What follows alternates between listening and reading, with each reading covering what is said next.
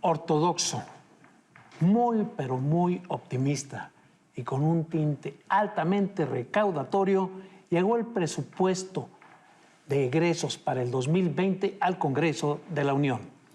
Altamente recaudatorio, pero no mira mucho el tema productivo. Es decir, ¿de dónde vamos a cobrar impuestos si no vamos a producir tanto? Esto es Desde la Trinchera. Comenzamos.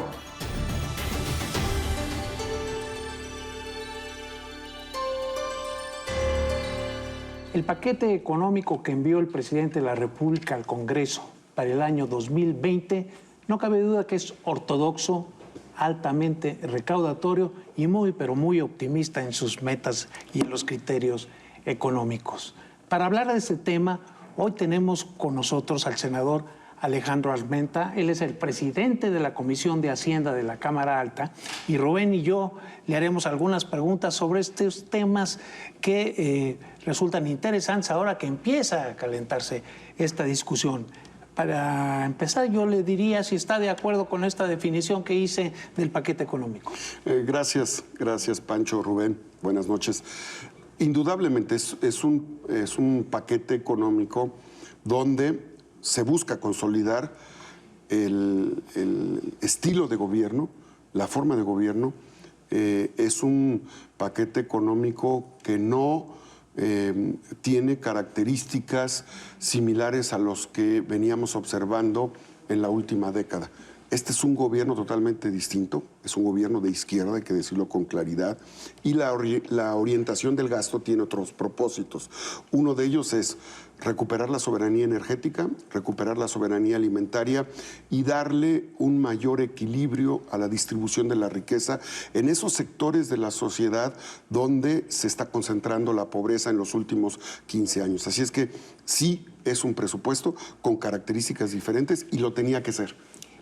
Está bien que se esté priorizando el gasto social, el país lo necesita, hay contrastes muy fuertes, pero no se está descuidando la inversión productiva. Es decir, cuando se dedican 630,000 millones de pesos a programas sociales y, por ejemplo, se le quitan 19,000 millones de pesos al campo, se le dan 40,000 millones más a la educación, pues son sectores que también necesitarían mucho más dinero. La cobija no alcanza y pues la propuesta es no endeudarse y no cobrar más impuestos. En síntesis, ¿de dónde sale el dinero? Porque veo que viene muy armado usted, senador, pero ¿de dónde sale? Por si querías una biometría hemática, más vale venir preparado, y además sabiendo que son expertos, para mí era muy importante venir con mucho gusto. Es necesario que México logre traspasar la barrera entre los países de la OSD que nos tienen catalogados como el peor país en materia de recaudación. No hay más impuestos, no hay nuevos impuestos. Entonces, ¿cómo le vamos a hacer? Bueno, la corrupción en México nos representa una pérdida de 1 billón de pesos anuales. El presupuesto de este año es de casi 1 billón de pesos. El año pasado fueron 5.8. Pero por la corrupción, por la evasión fiscal, por las empresas fantasmas, por las condonaciones que daba el presidente de la República, se pierden cientos de miles de millones de pesos en cada rubro. Entonces, este paquete económico busca, desde la ley de ingresos, ser más eficaz en la recaudación, ser más eficiente, una austeridad que represente que se acabe las épocas en las que el gobierno le decía a la población, hay que apretarse el cinturón, y los que se apretaban el cinturón era el pueblo, y el gobierno vivía con lujos, con un abuso en el ejercicio del gasto. Yo les pongo como ejemplo, de estos 6 billones de pesos en esta austeridad, de estos 6 billones, 1 billón lo ocupa el gobierno para compra, suministros y insumos para el gobierno. De ese billón, 200,000 millones de pesos se iban en moches, en sobrecostos, con empresas fantasmas. ¿Y ya no se va a ir más en eso? No, no. ¿Así? No, ya no se va. Ya no se va. Una varita mágica. No, no es una varita mágica, pero quiero Sí, decirles que hay un reporte que nos hizo la Secretaría de Hacienda y que lo hizo la oficial mayor de Hacienda, donde a través de las compras del gobierno, a través de los suministros del gobierno, ya no se compra con moches, por ejemplo, ya no se compra con sobreprecios, ya no se factura desde el gobierno actividades inexistentes. Esto se hizo entre el 2014 y el 2019 con un total de 8,000 empresas, facturando cerca de 9 millones de facturas que ampararon 1.6 billones de pesos. Esto se está combatiendo y es un rubro. Es un rubro muy importante, no es el todo, pero si en nuestro país el principal problema es la corrupción, si en nuestro país el principal problema es la impunidad, para que pasemos a presupuestos en materia de ingresos de 6 billones a 9 billones, como estamos estimando al final del sexenio, lo importante no será cuánto más recaudas, sino evitar el saqueo, el robo y la evasión, que es el principal problema de nuestro país. Así es que haciendo más con menos, evitando el saqueo, podemos hacer una distribución más justa de la riqueza. ¿Qué necesita el país?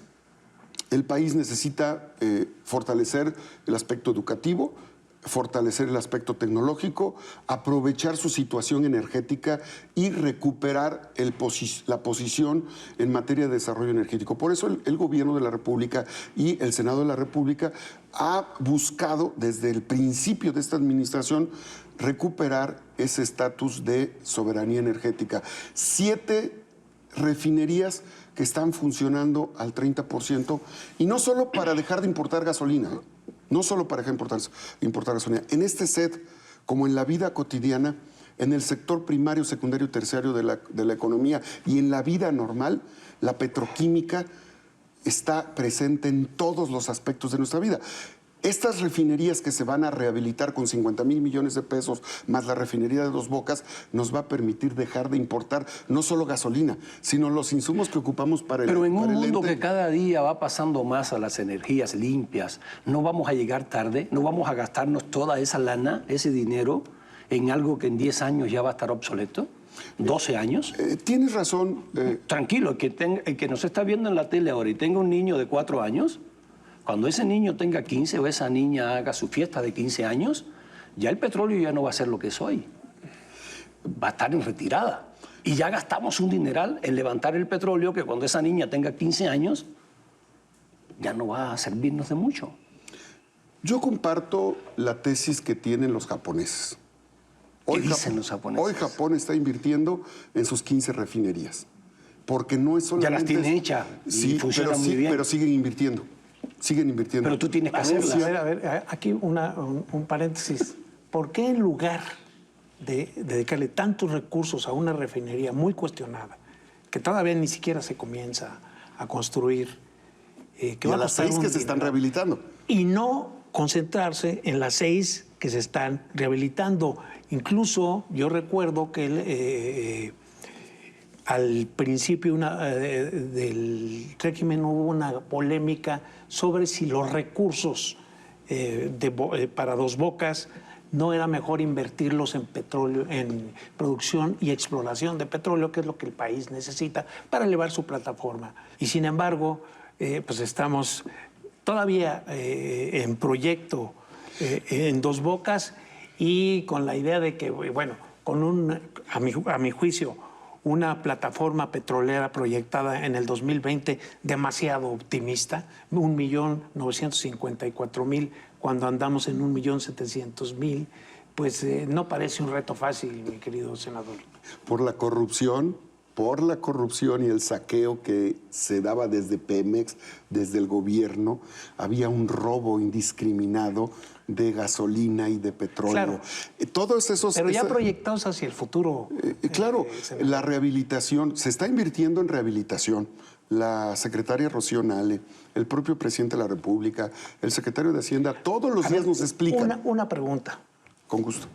Tú recordarás que seleccionaran 4 empresas que las pusieron como las mejores del mundo, las más desarrolladas en tecnología, para construir Dos Bocas. Les pusieron un precio y un lapso para terminarlas.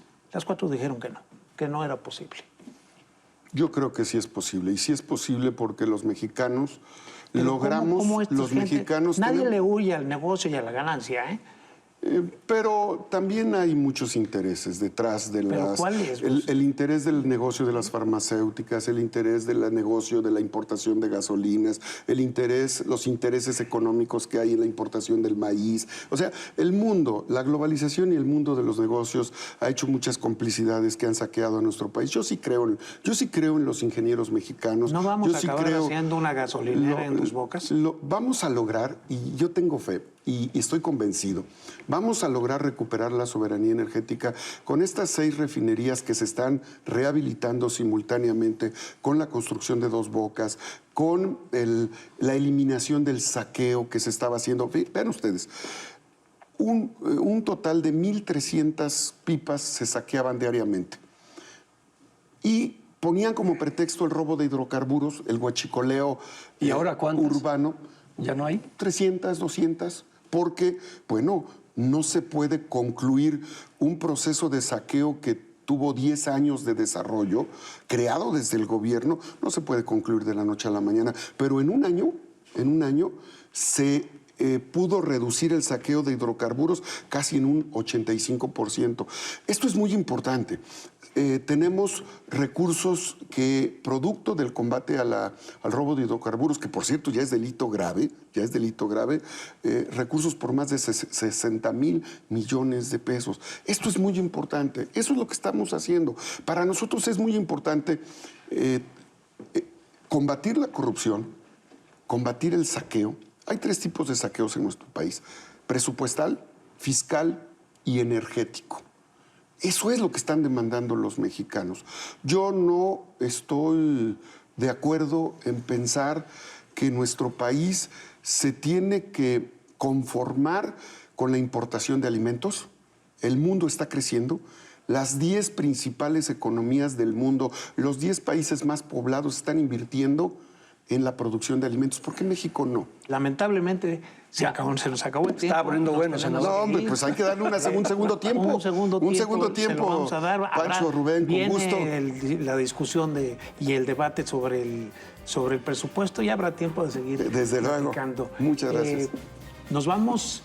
La cita, usted lo sabe, 22:45 horas el próximo miércoles. Rubén y yo lo esperamos con nuestro siguiente invitado. Muchas gracias, senador. Gracias, por senador. acompañarnos. Gracias a usted, Rubén. Muy Gracias. buenas noches.